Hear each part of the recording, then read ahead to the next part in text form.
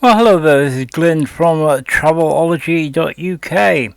Now, whilst my trusty little mobility scooter has served me well for the last couple of years, I've come to the conclusion that cobbled streets and hills, I need something a little more sturdy.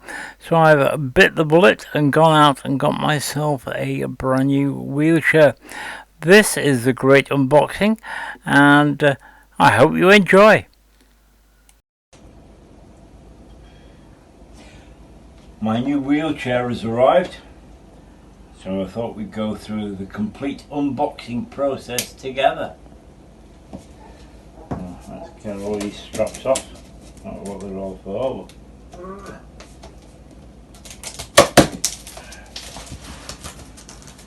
It's not very heavy, which is good, I guess.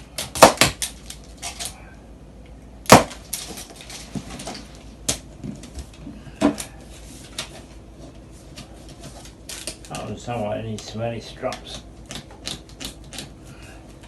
There we go. And sellotape as well. Yeah, be careful when you're doing this because you don't know what's underneath it.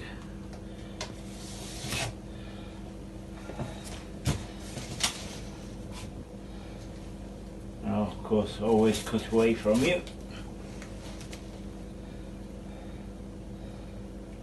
The knife away. Right. Slice my fingers off, do we? But not being able to walk without something else as well. Good thick cardboard.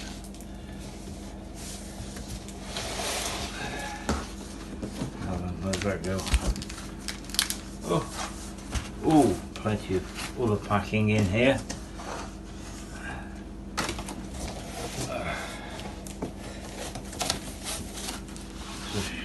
Always keep it to one side, just in case we have to send it back. Oh, I don't suppose we will. Right, let's see. Is that the cushion chair?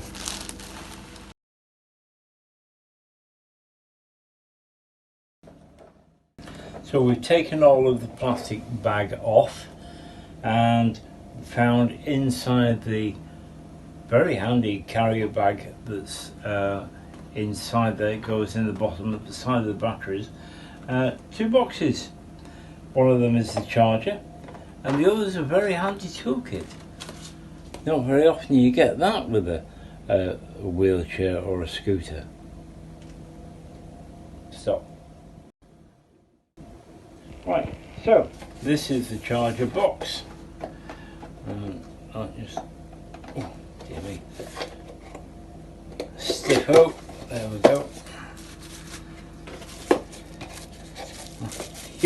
Even more bubble wrap. Yep, it's definitely the charger and the instructions. The user manual and of course a British plug. Very important in itself. There we go. Oh, it's the XLR fitting, a 3-pin plug that you're all familiar with, and a standard computer type input and cable. So if you ever lose this, you could use your computer cable to get it going. You're getting the toolkit.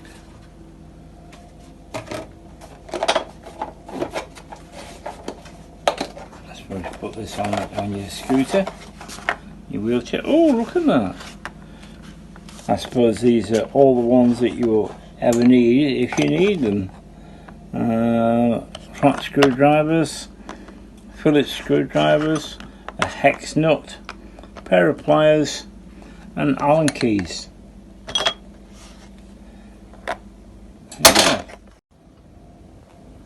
Right, so we've taken it out of the box, and this is the cushion. Look at the size of that. Really, really comfortable. It's got a zip on it, so you can give it a good clean if you need to. There's the foam inside. and I noticed as well for stability that it's got great big Velcro patches on to hold it in place, and it's well, it's certified, it's fireproof. How about that? Who's going to set fire to a scooter? But there you go, nice and sturdy. So just put that to one side for now. Oh dear me.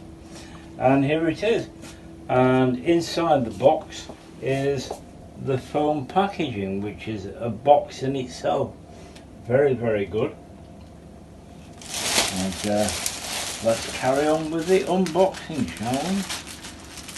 How does this work? Oh, it's a cable tie. Put that over there, might need that.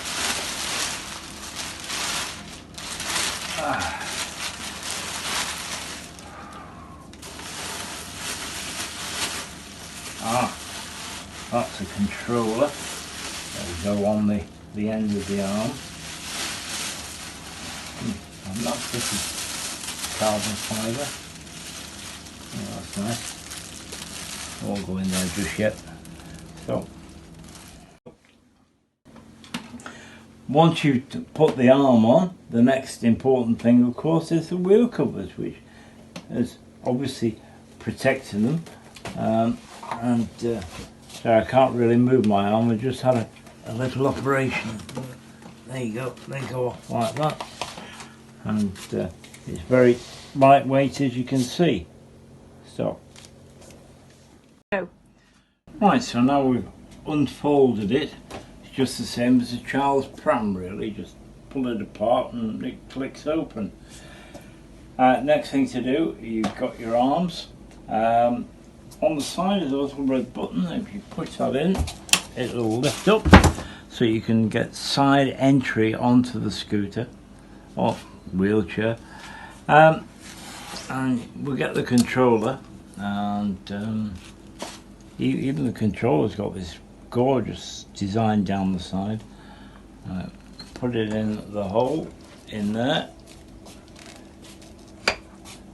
push it all the way in, and then screw the little wing nut so that it doesn't come out as we're going.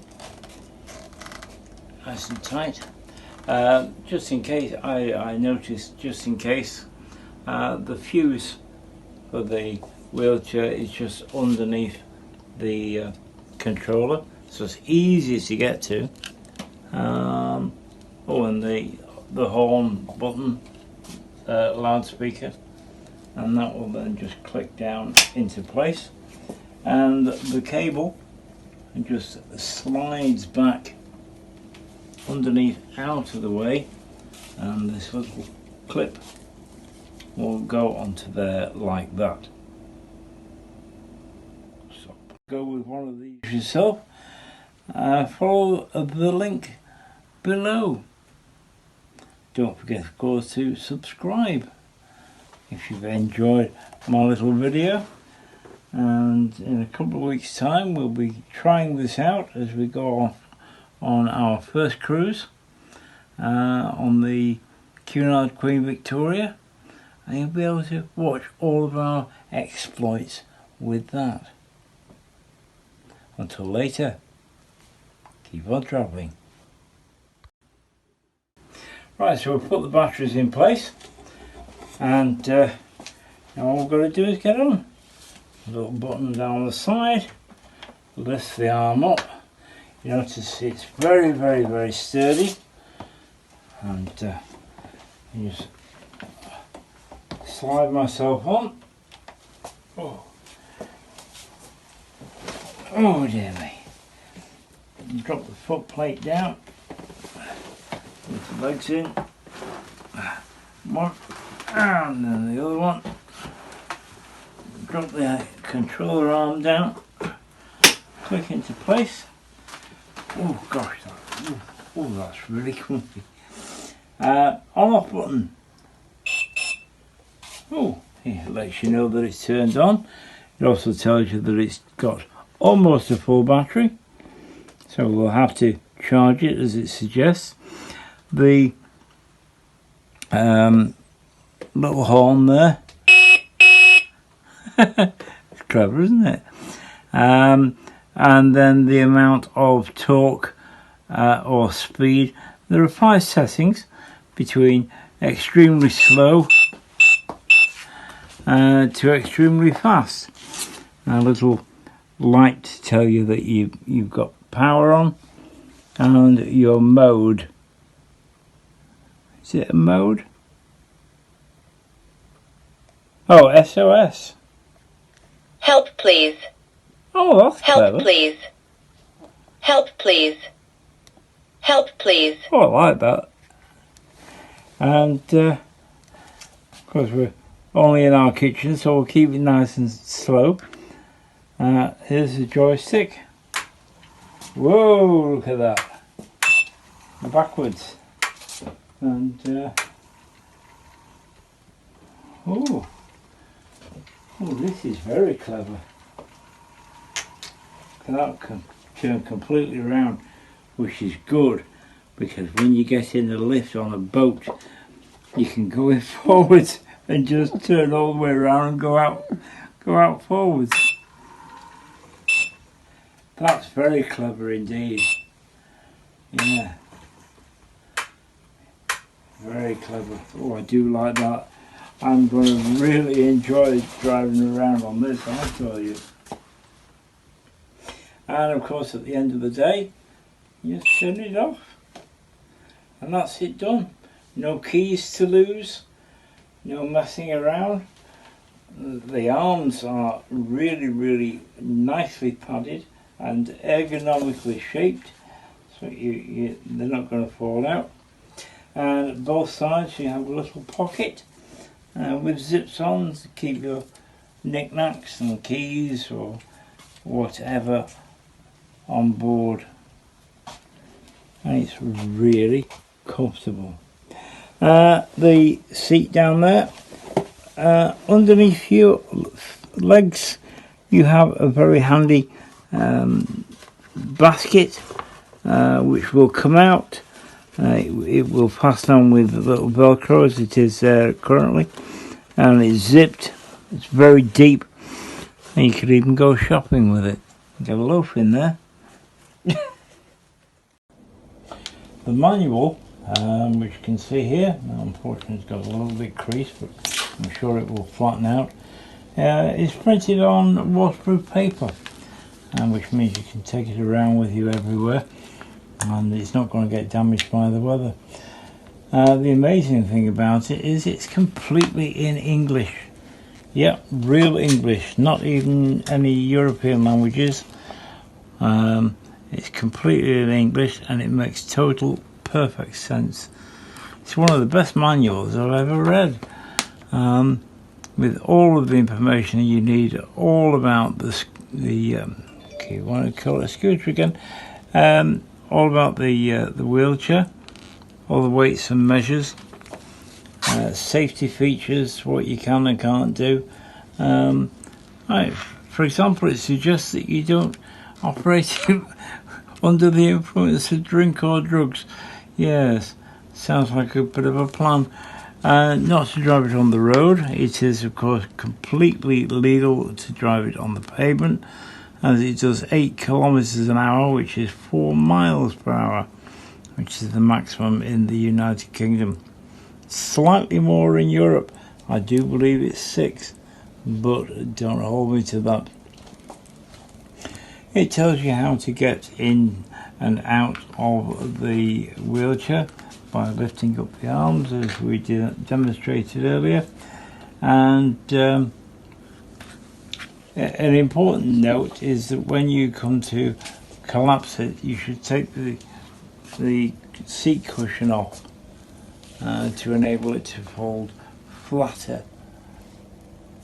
The power cable that goes into the charger is a 3-pin plug, the XLR, and the plug that goes onto the individual batteries is only a 2-pin with a little notch at the top to make sure that it will only go in one way. Don't try and force it, it will only go in one way. Very descriptive inside. It does tell you all the various parts of the scooter, the wheelchair even.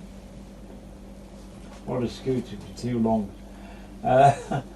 And a full demonstration inside of how to fold and unfold and how to connect the controller, as I showed you earlier, but just in case you'd forgotten, there is a pictorial description of it, together with the elements on the back and the reflectiveness and the motors.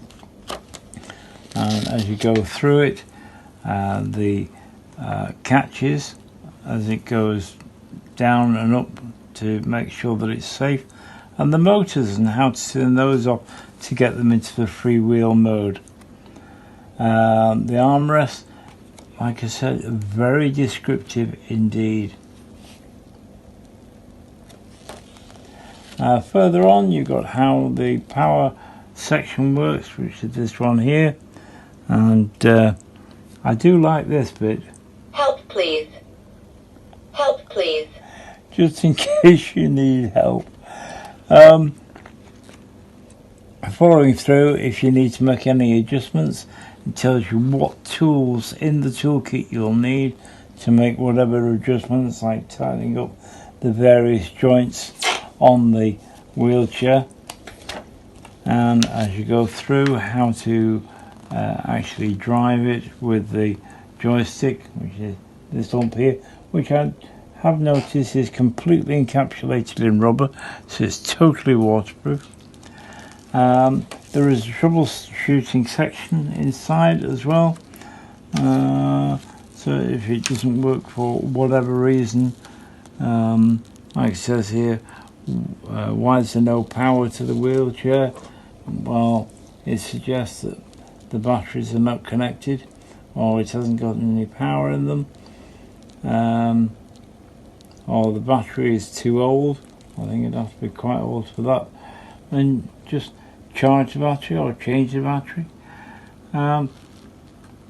Very, very helpful indeed. Just inside, on the inside back cover, are all of the ISO and EC declarations of conformity, to show that it's a proper bona fide device. Who the importers are, the fact that they're in East Yorkshire, it's all done in English, British company registration number, telephone number for them, very important, and that is it. Even a little bit of space on the back to write on if you need to, but the important thing of course is A, it's printed in English, and B, it's completely waterproof, so you can put it inside your wheelchair bag and always have it as a handy reference. Of course, don't forget, of course, they do have a website, and the email addresses are on here.